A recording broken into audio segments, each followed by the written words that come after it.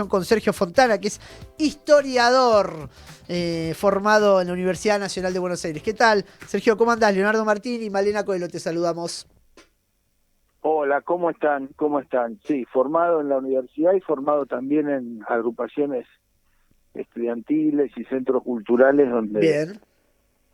pude enfrentar también un poco la visión liberal de la historia que tiene la Universidad de Buenos Aires, que por lo menos en esa época que hice la carrera predominaba una visión liberal socialdemócrata de la historia, bastante antiperonista, que tiene cosas muy buenas en la universidad, incluso me formó en cosas muy buenas la universidad, pero te quiero decir que también siempre estudiar en grupo y formarse con otra gente, con compañeros, discutiendo y qué sé yo, es lo que me terminó de formar. Pero sí, estudié en la U y trabajo en la U.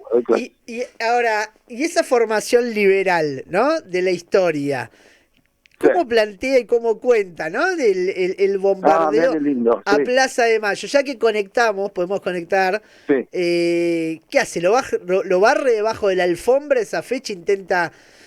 Porque es sí. una fecha muy fuerte Sí, realmente. lo voy a rebajar el fondo. Sí. Mira, yo me terminé de formar con Galasso, con Sí. Norberto Galasso, un historiador argentino, en un centro cultural, Enrique Santos Discépolo, y Galasso en uno de sus libros cuenta que Alperín Dongui, que es un historiador liberal socialdemócrata, cuando habla de los bombardeos a la Plaza de Mayo, usa un párrafo en su libro. Claro. Y la reacción del pueblo peronista es salir a quemar el Jockey Club, símbolo de la oligarquía, que había bombardeado la Plaza de Mayo, matando 300 personas, más o menos, y como decís, bueno, no se sabe el número exacto, pero es criminal el bombardeo de la Plaza de Mayo. Es como que vos hoy estés en la Plaza de Mayo caminando, yendo a ver a tu novia, dándole comida a las palomas, y durante 3 horas caen aviones de la nada y empiezan a tirar bombas.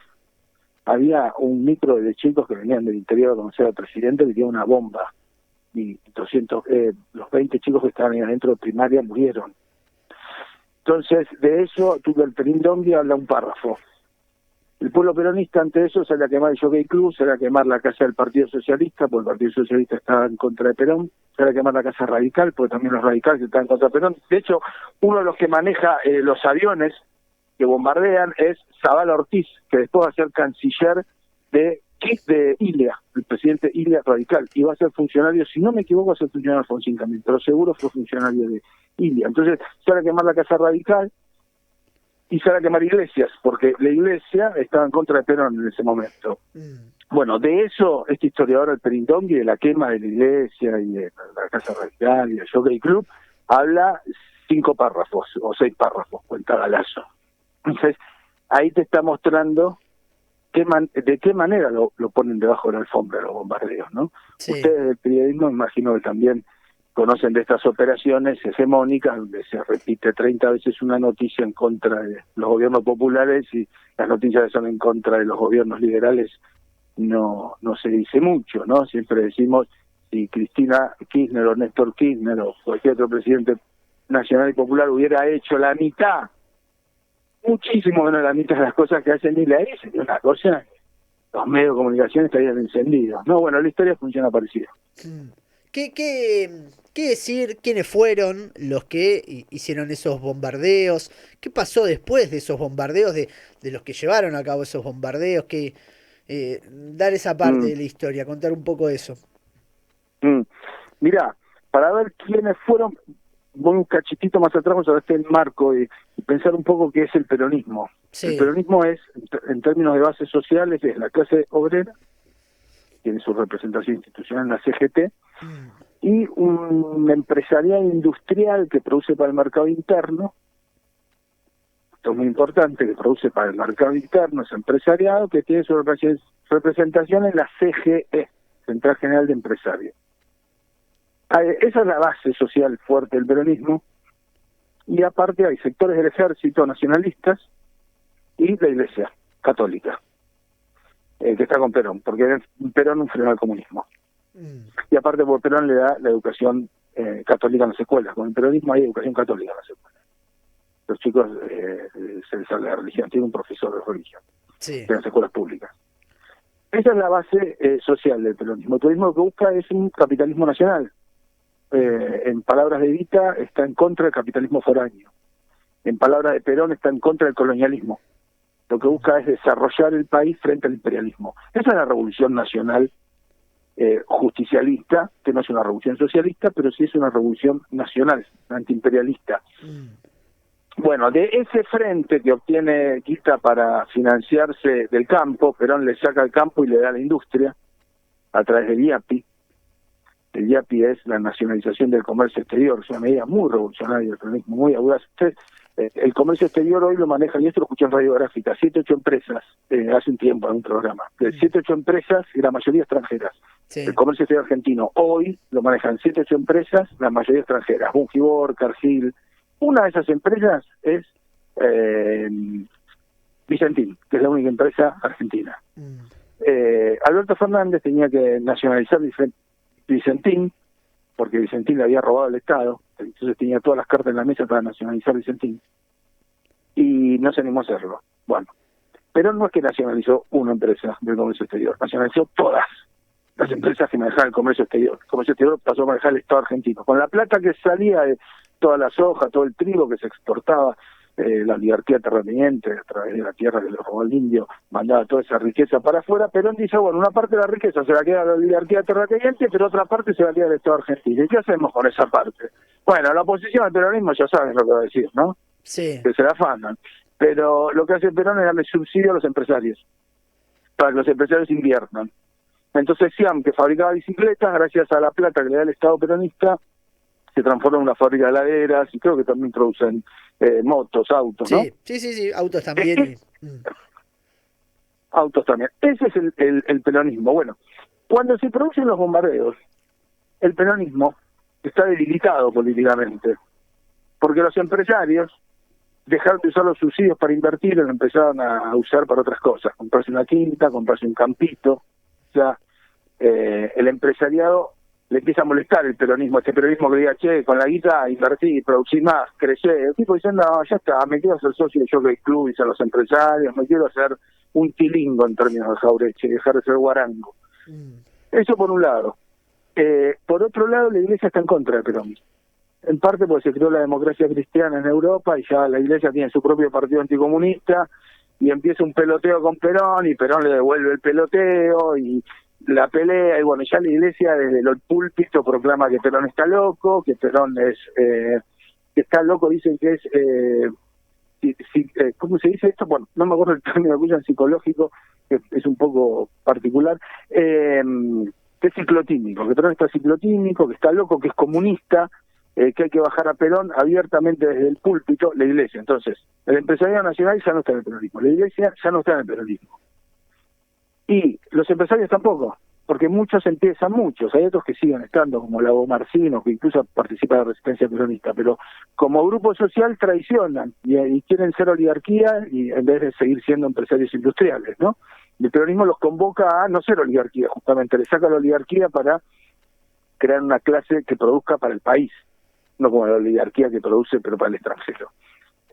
Cuando digo oligarquía, digo la oligarquía terrateniente, ¿no? Entonces el peronismo está debilitado, queda la clase obrera solamente.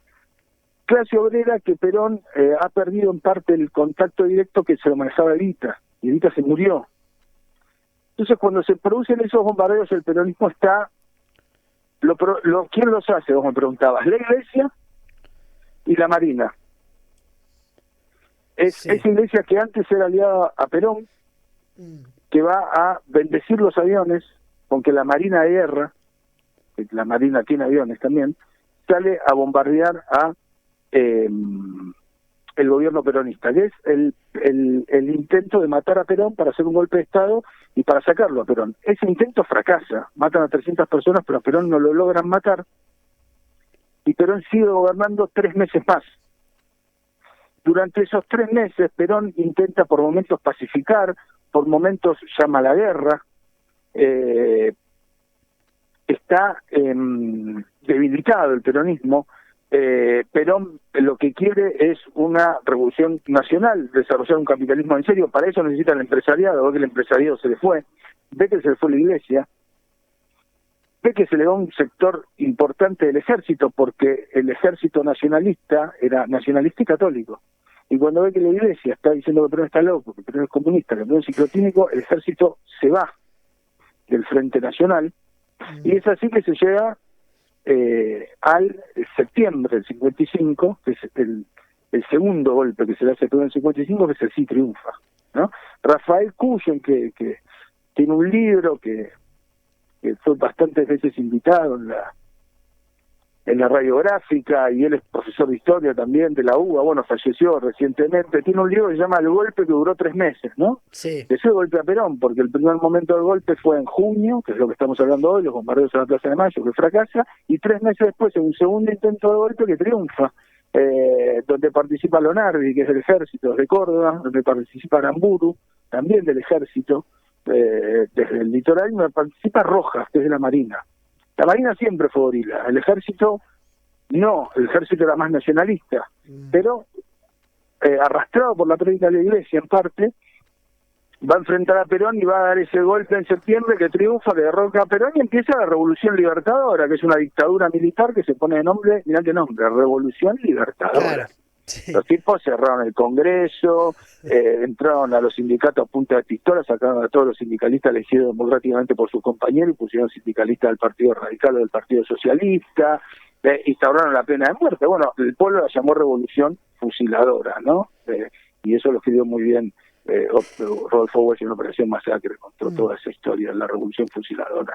¿Y por qué le dicen fusiladora? Que es un librazo que recomiendo leer de paso. Sergio, claro, viste que está muchas veces se plantea, dentro de discusiones quizá más del ámbito militante, decir, bueno, inclusive en otros lados también, bueno, ¿qué pasa en ese 55? ¿Qué pasaba o estaban dadas las condiciones para que haya una resistencia más abierta, que podría haber llevado a una guerra civil, indudablemente, en ese 55 del peronismo, o vos pensás que esas debilidades que estás marcando, bueno, fueron lo que Perón dijera, bueno, de sencillo hasta que aclare, bueno, y terminó volviendo 18 años después, ya mucho más grande. Claro, sí, Perón dice que él en este contexto dice, entre la sangre y el tiempo, yo elijo el tiempo. O sea, entre la guerra civil y el tiempo, elijo el tiempo. Bueno, como vos decís, tiempo después volvió Perón. En ese sentido, le salió. Él dice, ¿por qué no me quedé? Porque yo no quería no quería una guerra civil, no quería una... Cuando le dan el golpe en septiembre, la Marina de Guerra se pone los barcos de guerra enfrente de La Plata, de las destilerías de YPF, ahí está Berisso y Ensenada, que son, ¿no?, puertos y ciudades petroleras, ¿no? Y amenaza con bombardear las destilerías de petróleo, y también amenazan con bombardear Dock Sud, la Marina de Guerra, el almirante Rojas, que está junto con Aramburu. Son los militares que dan el golpe a Perón y dicen esto, vamos a bombardear Dock Sud. Imagínate si bombardean Dock Sud. O sea, qué buena radiográfica. Yo la estoy por Caballito, por entrar a laburar en una escuela, o por la Caballito también. Sí, no sé. O sea, muere un montón de gente. El centro revienta todo el centro, San Telmo, La Boca, Barracas, Avellaneda, y Berisso y Ensenada, lo mismo, vuelan todas las platas. Entonces Perón ante eso dice, entre la sangre y el tiempo elijo el tiempo. Ahora, también otra explicación puede ser que Perón, bueno, no quería, estaba solo con los obreros, y él no era solamente con los obreros su proyecto de obreros y empresarios, ¿viste? Sí.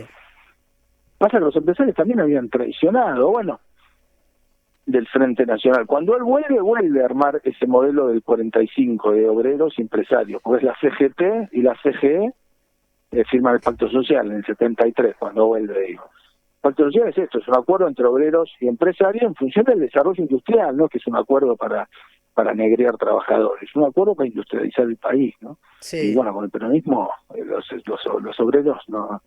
El peronismo dice que no hay explotación directamente, porque hay justicia social, ¿no?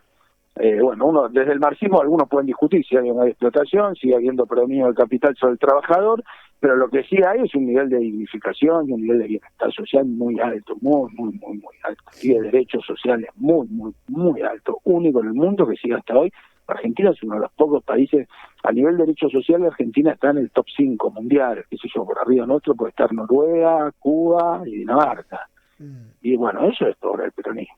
Sí, la universidad pública, ¿no?, gratuita es obra del peronismo también. Otro derecho social, tal cual.